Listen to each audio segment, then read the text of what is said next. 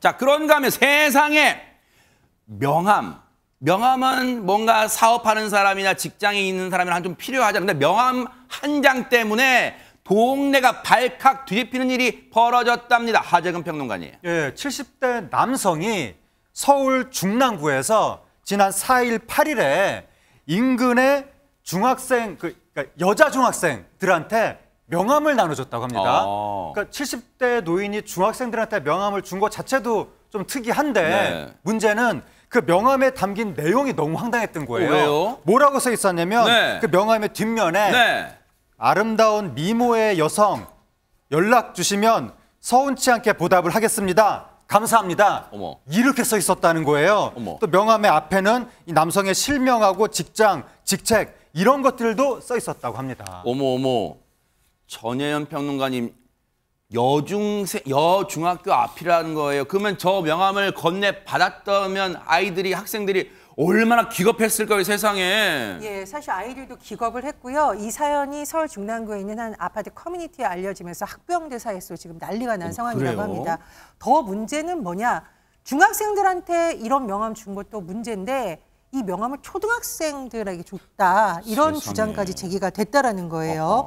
그래서 주민들이 지금 아이들한테 이 명함 받지 말라라고 해라. 지금 당부를 하고 있다라고 하는데 왜냐하면 저 명함에 저 남성의 실명과 연락 가능한 전화번호까지 적힌 것으로 지금 전해지고 있거든요. 네. 아이들이 혹시나 호기심에 전화를 해볼 수도 있습니다. 그래서 주민들이 더 분노하고 있다라고 하는데 참 이런 소식을 듣 때마다 물론 부모님들이 이제 당부하고 아이들에게도 교육을 시켜야겠지만 왜 저런 행동을 했는지 좀 소름 끼치고 어른들이 행동을 많이 반성했다는 생각을 하게 됩니다. 오늘따라 왜 이렇게 어이가 없네? 이런 일이 진짜 많이 일어나는 거예요. 그런데 저 70대 남성이 명함만 돌린 게 아니라면서요, 안진용 기자님. 네, 이 아파트 주민들은 커뮤니티 댓글을 통해서 피해 사실을 호소하고 있습니다. 일단 명함에 주소도 다 적혀 있어서 피해 사실이 이미 있을 것이란 주장도 있었고요.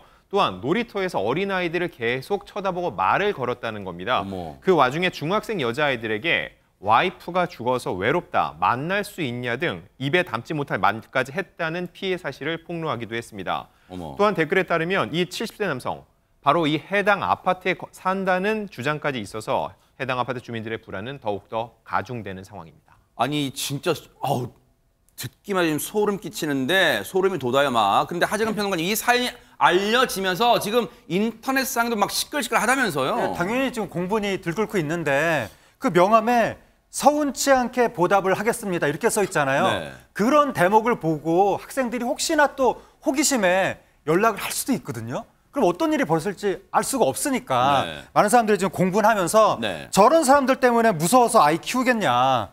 동네를 돌면서 아이들을 지켜야 된다. 네. 이런 의견들을 내놓고 있습니다. 아니 시청자분들 중에 장유민 변호사님 네. 저런 몹쓸 남성 신원 공개하자 뭐 연락처도 공개하고 딱 그럽시다 막 그런 의견 나올 수 있을 것 같아요. 그런 의견 나오고 있죠. 실제로 해당 커뮤니티에서도 댓글, 대댓글의 형식으로 이 명함 공개하자라는 의견도 올라오는데요. 네. 거기에 또 아니 이거 혹시 개인정보법 위반 혐의로 처벌받는 거 아니야? 남의 명함이기 때문에 이런 그 대화들이 오고 간다라고 하는데요. 개인정보보호법의 명함을 어떻게 해야 된다라고 딱 규정하는 그 조항은 없습니다. 아하. 다만 행정안전부에서 발간한 개인정보 표준 지침에 따르면 명함을 주고받을 때는 그 의도가 있는 거잖아요. 아하. 원래는 통상적으로는. 그래서 그것을 벗어난 동의가 있었다라고 추정되는 범위를 벗어나는 용도로 사용해서는 안 된다라는 지침이 있기는 한데 네. 이거는 범죄의 소지도 있어 보이고 아하. 굉장히 위험하기 때문에 공개하는 것도 좀 무방하지 않을까 개인적으로 생각합니다. 근데 백성문 변호사님 지금 걱정만 하고 있을 게 아니라 이 남성의 행동 범죄로 볼 수는 없어요?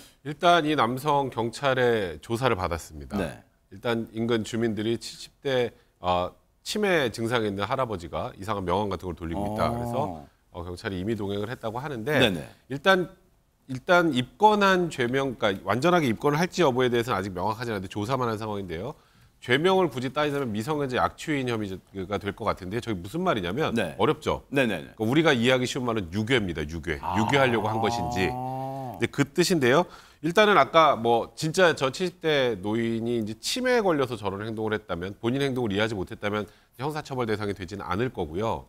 다만 왜 명함을 돌렸는지, 명함을 돌려서 실제로 또 아이들이 아이들하고 접촉한 적이 있는지 이런 부분들에 대해서 확인을 좀 마저 하고 범죄 혐의가 좀 명확하다 싶으면 입건을 할 수도 있다는 그런 방침인 것 같습니다. 그럼 저 과정에서 저 70대 남성이 가지고 있는 휴대전화도 좀 들여다볼 수 있나요? 그거는 일단 조사하는 과정에서 뭐 이미 제출받아서 뭐 내용 같은 거 확인해 볼 수는 있겠죠. 네네. 근데 만약에 그걸 거부한다면 이제 뭐 말 그대로 이걸 압수해야 될 거고요. 이제 아하. 그런 과정이 있을 텐데 아직까지 뭐 이 남성을 통해서 이 명함을 받고 아이들에게 추가 무슨 범죄표가 있는지 그 부분은 좀 명확하지 않은 상황이기 때문에 아하. 이에 대한 조사는 좀 필요한 상황입니다. 야, 세상에 어쩌다 지금 계속 이런 일이 막 벌어져요. 정말 우리 아이들을 안전하게 지킬 수 있는 사회가 꼭 반드시 돼야겠다 이런 생각해 봅니다.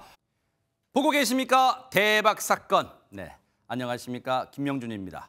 여러분과 함께하는 뉴스파이터. 다양한 소식과 뉴스를 보고 싶으시면 화면 오른쪽을 꾹 눌러 구독해 주시길 바랍니다.